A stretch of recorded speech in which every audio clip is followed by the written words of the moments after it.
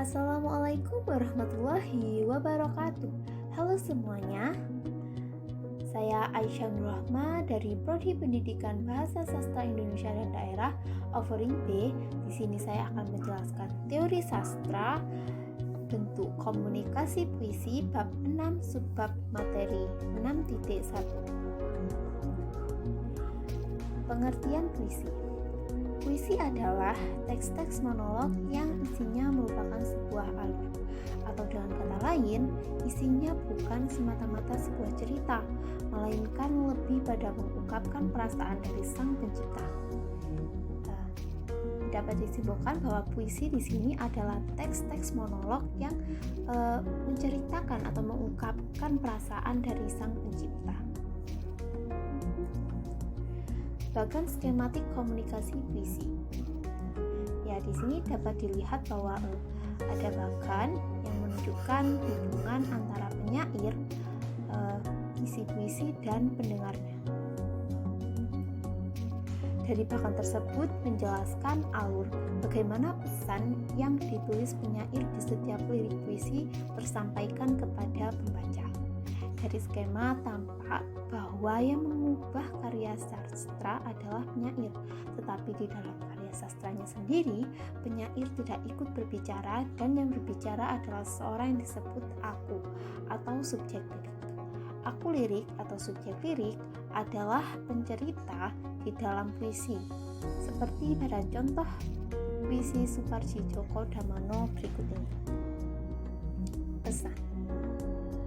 Tolong sampaikan pada abangku, Raden Sumantri, bahwa memang kebetulan jantungku tertembus kemana-mana. Kami saling mencinta, dan antara disengaja dan tidak disengaja sama sekali tidak ada batasnya.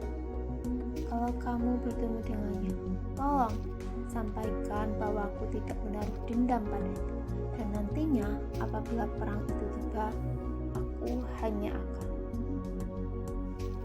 Dari puisi pesan dapat diketahui bahwa aku liriknya adalah adik Raden Sumantri yang jantungnya terkena panah. Meskipun yang mengarang puisi adalah Suparji Djoko Damono, tetapi yang bercerita dalam puisinya adalah Sukrosono.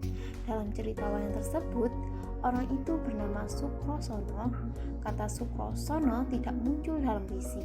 Nah, ini karena aku lirik ingin bercerita dan berbicara dengan seorang yang tidak diketahui identitasnya.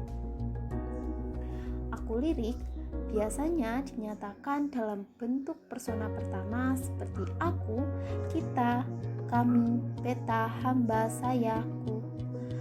Nah, dari puisi pesan juga dapat diketahui bahwa aku liriknya adalah laki-laki. Selain jenis kelamin, sebenarnya juga ada yang bisa diketahui, seperti usia, kedudukan, agama, atau identitas lainnya. Nah, di dalam puisi ada orang atau sesuatu yang disapa oleh aku lirik. Yang disapa bisa berupa orang, alam, benda, maupun hewan. Kata-kata yang digunakan bisa engkau, kau, kamu, anda. Tidak menutup kemungkinan juga aku lirik mengajak berbicara pada pembaca, seperti pada contoh berikut. Puisi Ramadan KH. Buku kepada Muhajir Saleh. Menikmati huruf-huruf merasuk dalam hatiku, bergumul dengan ratu kesayangan yang selalu dambakan.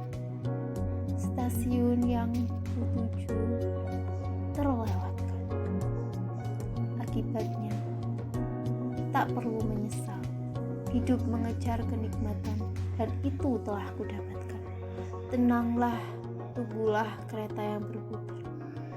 Kembali dan kudep kap peti rahasia buku. Nah, dari puisi buku itu kita dapat mengetahui bahwa yang diajak berbicara oleh aku lirik adalah bukan manusia, tetapi buku. Nah, ini dapat diketahui dari lirik terakhir yang berbunyi, dan ku dekap peti rahasiamu bukuku.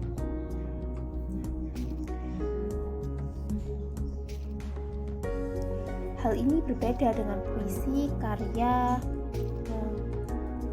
Abdul Muhid yang berjudul Tulislah Namaku Dengan Abu.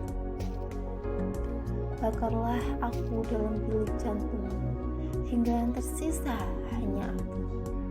Lalu dengan abu itu tulislah namaku, seperti waktu kau punguti jam-jam yang merapu.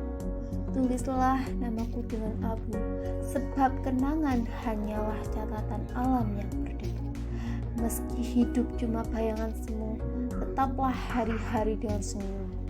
Tulislah namaku dengan abu, untuk sekedar memberi kemungkinan sang waktu melakukan tawar-menawar dengan Tuhan, karena berjalan betapapun berat harus diteruskan. Tulislah namaku dengan abu, berdoalah agar dari kematianku datang kelahiran baru, agar tak kehilangan kepercayaan kepada kesejatian. Tulislah namaku dengan abu, karena rasa berdaya tak boleh mati begitu saja. Kesabaran menjadi samudra, daya hidup menjadi cakrawala.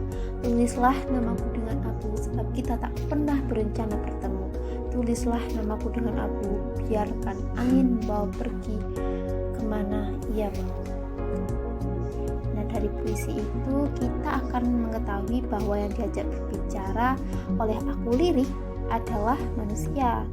Nah, hal ini dapat diketahui dari yang disapa, mempunyai bilik jantung, tingkah laku yang bisa menulis, memunguti jam, menatap hari dengan senyum dan berdoa. Jadi pada intinya bentuk komunikasi puisi itu melalui aku lirik. Ya, karena di sini penyair tidak ikut berbicara, dan yang berbicara adalah seorang yang disebut aku atau subjek lirik. Sedangkan yang disapa bisa berupa orang, alam, benda, maupun hewan. Dengan kata-kata yang digunakan berupa engkau, kau, kamu, dan anda. Sekiranya itu yang bisa saya sampaikan. Mohon maaf bila ada kesalahan. Saya akhiri. Wassalamualaikum warahmatullahi wabarakatuh.